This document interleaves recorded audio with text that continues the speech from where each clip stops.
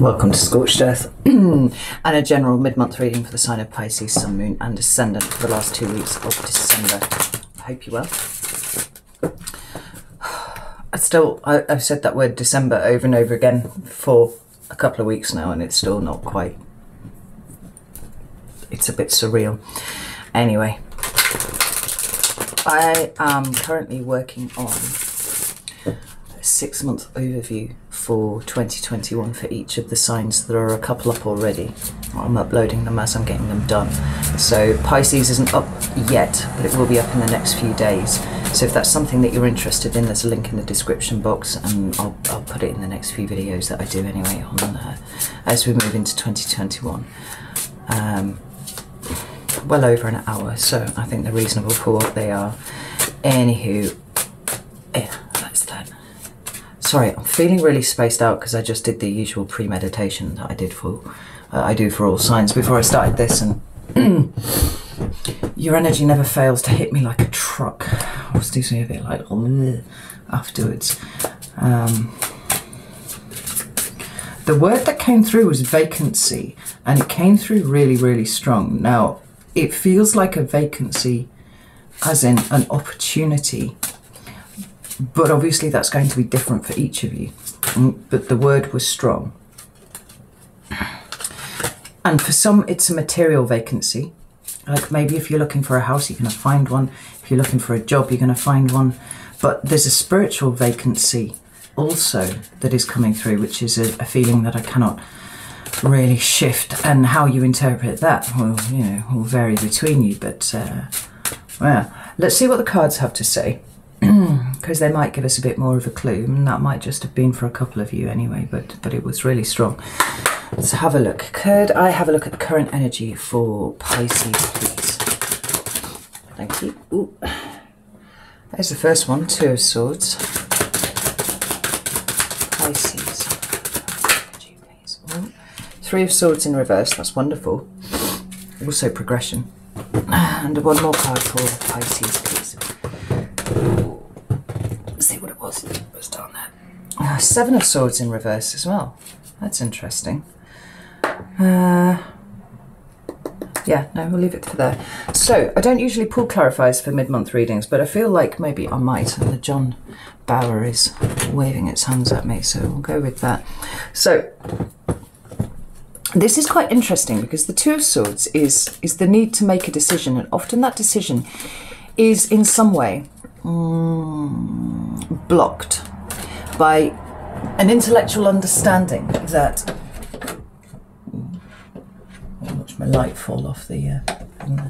an intellectual understanding that if you consulted your emotions with these things, then the decision would already be made, right? Yeah, it's almost sometimes like a willful refusal to look at it, except that, you know, the images that I'm looking at here in the card that carry across to the Three of Swords are the Swan and the Heart.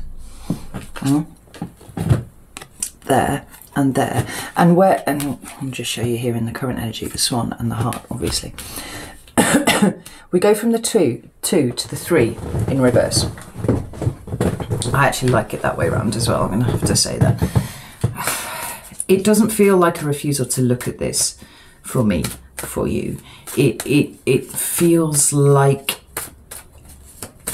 finally turning to look at it in some way or another. I want to pull another couple of cards because there's something here, but it's kind of drifting around. Tell me about the Two of Swords, please.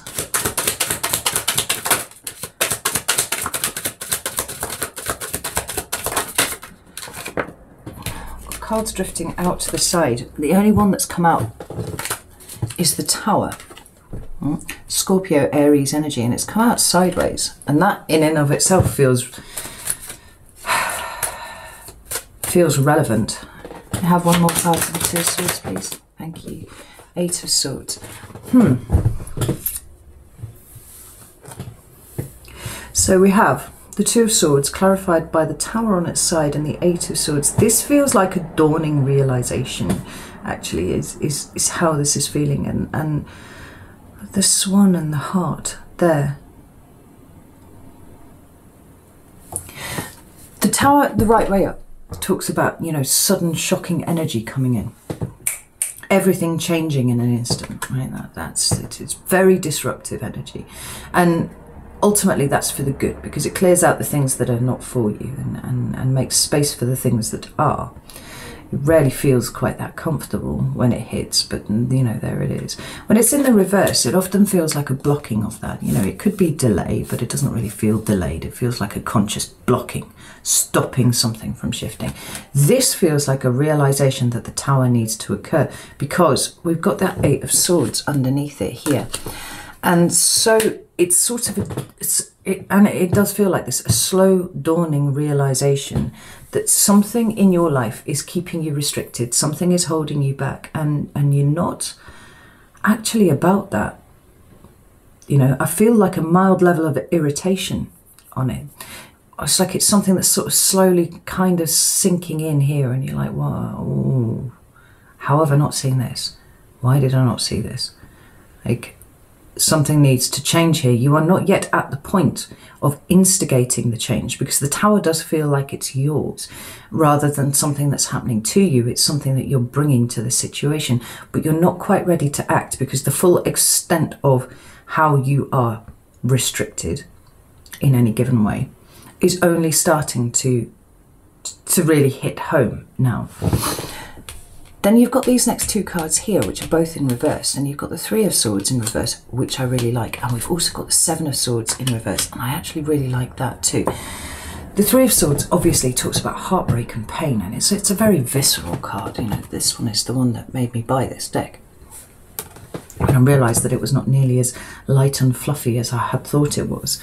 You know, it's actually got some really dark themes here. But when the Three of Swords is in reverse, it talks about healing. It talks about those swords, you know, through gravity, slowly being pulled out of the heart. We've got slow movement here, we've got slow movement here, slow dawning realisation like this. The swords are all about communication. And sometimes that's how people communicate with us and we communicate with them, but sometimes it's how we communicate with ourselves.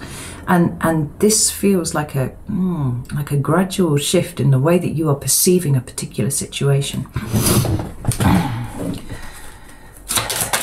That will ultimately lead to your healing, or a further ability to heal. Ooh, we have the Justice card has come out there. That's a card of Libra.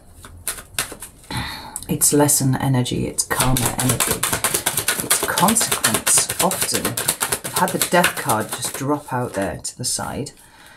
Ooh, with the Queen of Swords and the Magician, yeah, like things are going to change, and they're going to change by your hand, Pisces. That seems quite strong. We've got the Two of Wands at the bottom of the deck. There's that knowledge that there's a crossroads approaching where you are going to be required to make a decision, and the decision that you're going to make is probably to turn this Tower this way round. This is how it feels. You know, big upheaval, big change. It could be geographic. You know, you could be literally leaving an area that you're in, or it could be, you know, to do with people that you've been spending your time around, and you know, that's possible too. But whatever it is, there's a huge change in the air, and it sort of feeds itself in so much as you understand that there is healing that you need to do that isn't being, you know, fulfilled in the environment that you find yourself in some ways it's kind of perhaps been perpetuating the thing that's been injuring you in the first place. Like, as that slow dawning realization happens and the swords start to fly out, we've got death, we've got transformation, huge transformation, karmic transformation actually, you know. There's a definite sloughing off of something that you have not realized has kept you really bound and restricted in one space or another. And then we've got the Queen of Swords and we've got the Magician, right? As you see this now more logically for what it is, you know, take the swords out of your heart and put one in your hand. That's the truth of the matter here. And it's incredibly empowering. Incredibly empowering. I mean, it could be that you've got a Scorpio that you're dealing with here, because that Scorpio energy has come up twice. But we do have Gemini and we do have Libra too. Look at the amount of sword energy that is here. Two of Swords, Eight of Swords, Three of Swords, Seven of Swords, the Queen of Swords, Justice, even the Magician to a degree, because usually all four elements are depicted on the card there. There's a lot of mental processing going on here. And the only water cards that you have are Scorpio. Sex and death, creation and destruction, transformation, ultimately. You know, there's no soft, airy Pisces energy here. Like I said, I've got that feeling of irritation going on here when you perceive something that has been holding you back, when it hits your consciousness, your conscious mind, and you're like, no, this isn't happening anymore. So then we've got this Seven of Swords, and I like the fact that it's in reverse, because when it's in the upright, it can talk about deception, and that can be deception at the hands of someone else, or it can be self-deception. You know, maybe you're seeing how you've kind of involved yourself in some mental gymnastics to keep yourself where you are. You know, that can often be an entirely eye-opening experience, mind-blowing experience sometimes. But it could be that you're seeing how other people are trying to do that, and you know, and maybe there is an element of control that's being exercised here, you know, by someone else on you, but you're starting to see it. Tell me about the Seven of Swords, please. Seven of Swords. We have the Eight of Wands, and we have Strength, right? As this realization hits, and it will be slow, it starts off as a gnawing little feeling that something isn't quite right. Yeah.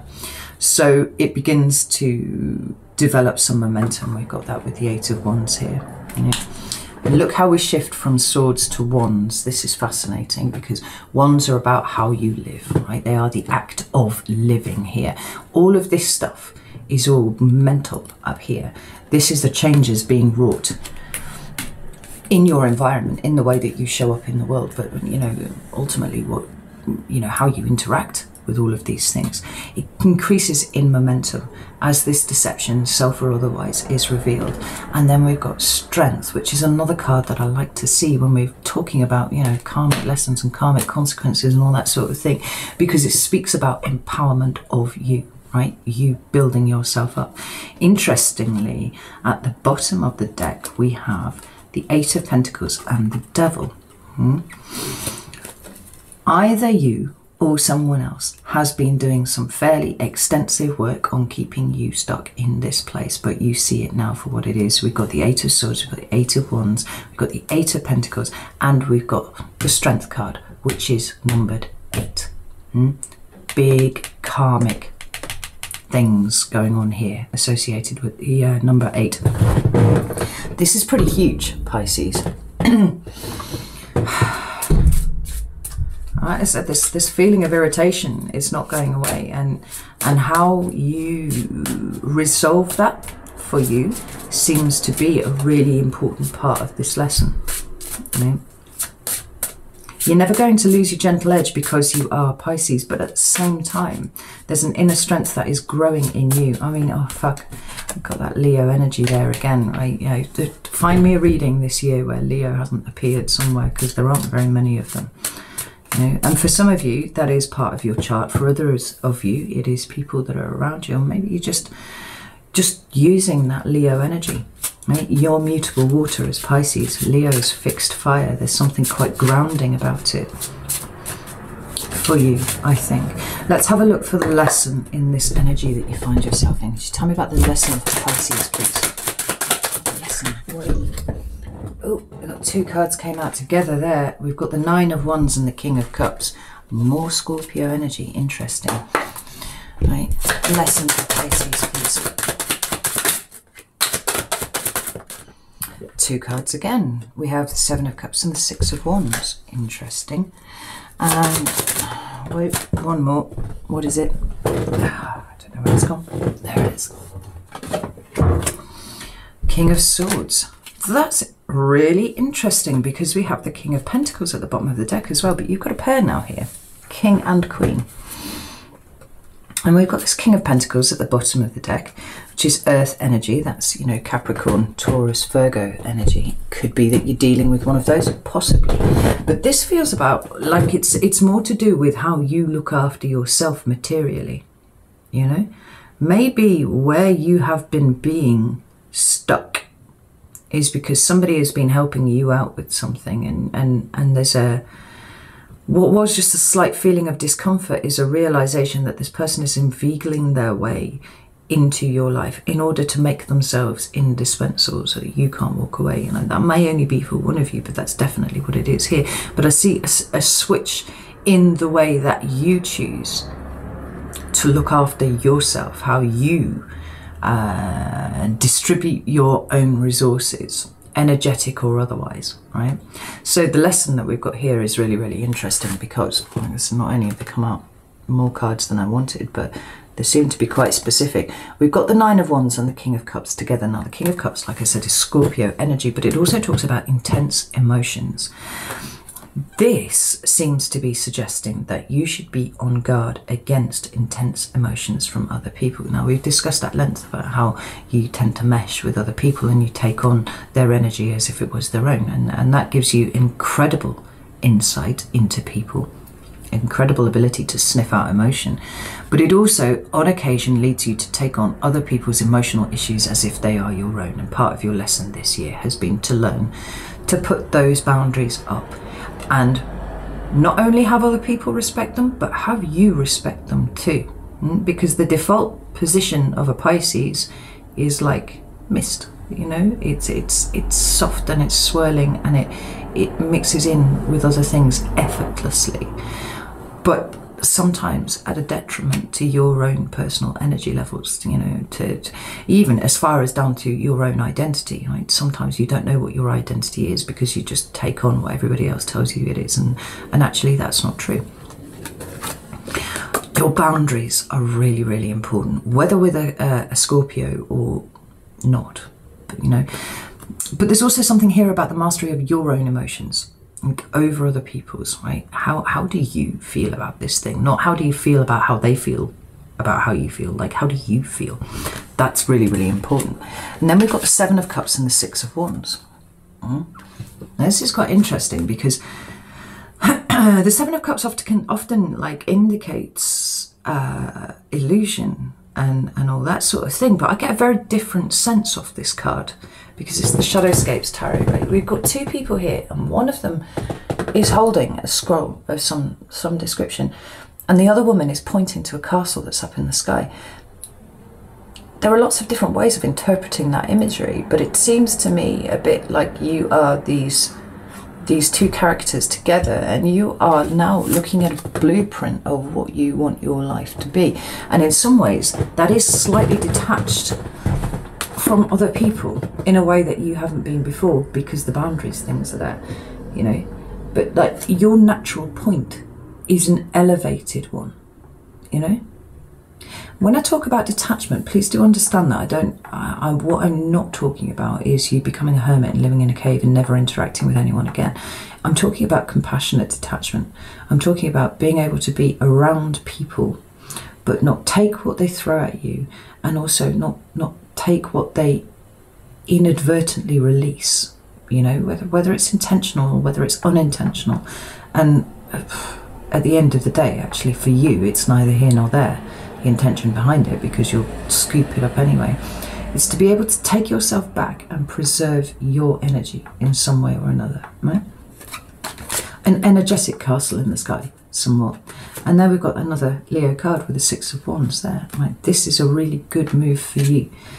And not only that, it's a really beneficial move for you. I know a lot of Pisces have been very resistant about the idea of kind of pulling those boundaries up, because in some way or another they feel like it then would diminish their power, which is you know, to naturally be able to mesh with those things around them. But it's kind of looking at it the wrong way. You know, you are not a battery for other signs to come and slurp from whenever they feel like they need to. You have your own purpose for being here, and a lot of your purpose will revolve around helping other people, but at the same time, in order to help those in the most efficient way possible, you need to be able to preserve your energy. You need to understand it, and you need to know how it feels to you. It's can be very confusing If you're around a lot of people all the time and you're just taking all of that stuff on, like, oh, where are you in the middle of it? It's like looking in a mirror that's reflecting a mirror, and somewhere in there, there's the real Pisces, but it's coming through so many different reflections that it's difficult for you to isolate exactly who you are. And knowing who you are is going to be increasingly important, like particularly over the next 2 years. And 2020 for you has been starting that process. Boundaries up. Who am I? Who is Pisces? What do we have in here? Yeah? There are benefits for you that will become exceedingly clear in future. If you're not experiencing them already, and to be fair, I've spoken to enough Pisceans recently that I know that they are feeling the benefit of it. The last card here is the King of Swords, and that is interesting because we're back to sword energy here, but this is the masculine presentation of air energy appearing right here. It is Aquarius, which is kind of like your neighbor. It's the sign that comes before you in the zodiac. And so there is a relationship there, even if it's not noticed that often.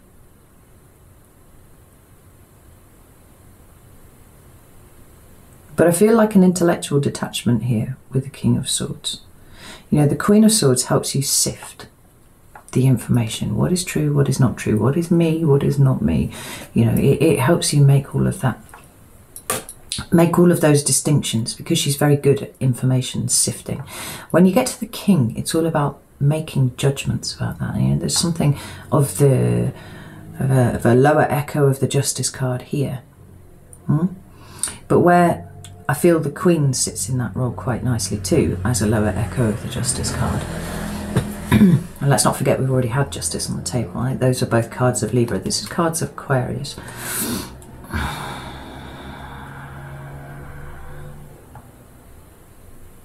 You need to be able to make decisions that are right for you, because too often you make decisions that are right for other people. We've got this king sitting on his throne here, and he's got quite a galactic look about him, which is quite appropriate for Aquarius. But he's holding a sword, and it doesn't look like it's causing him any particular strain to hold it. He's holding it in front of him, and he has his hand on it. He is connected to the truth of situations. But he's got an owl perched on the top of the sword. There. You see that? Owls are associated with wisdom.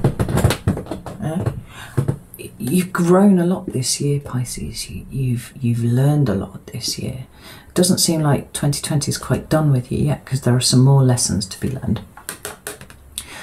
But the wisdom that you have accrued over this year is putting you in a very strong position to be able to know exactly what you think, what is right for you to do.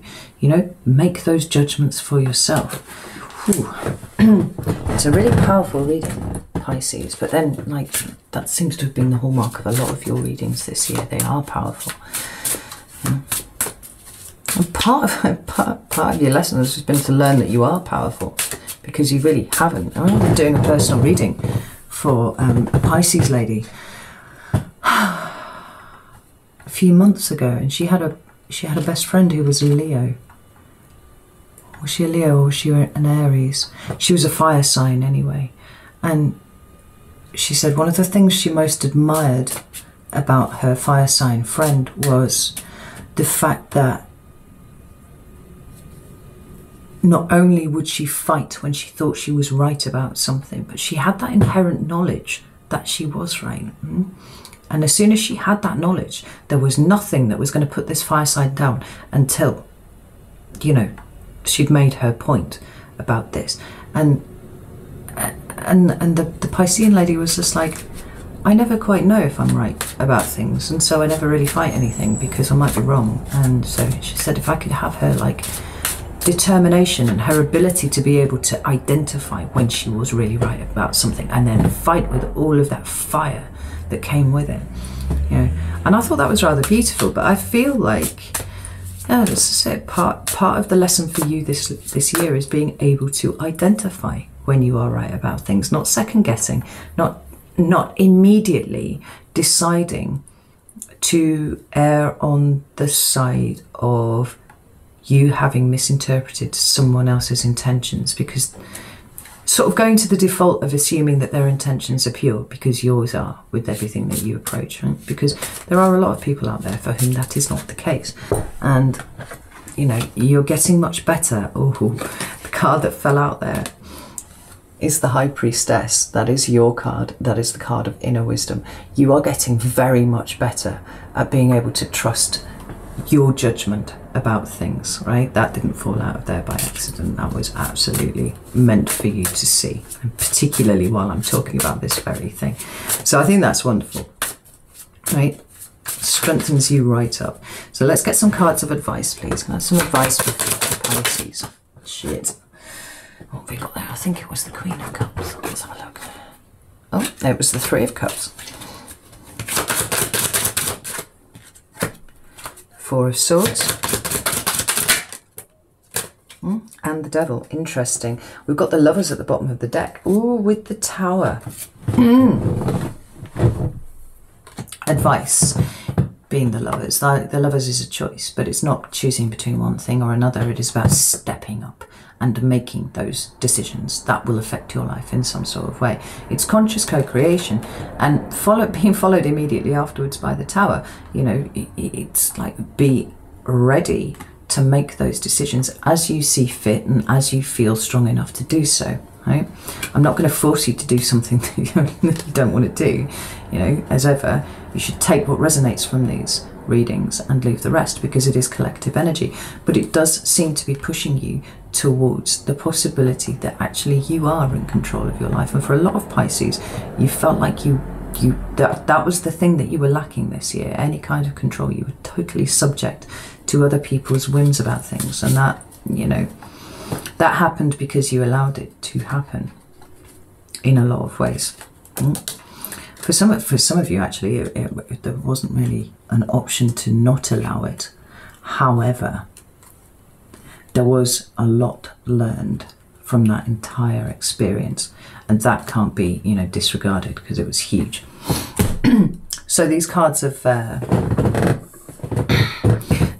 advice seem to be speaking exactly to that which I was just talking about there.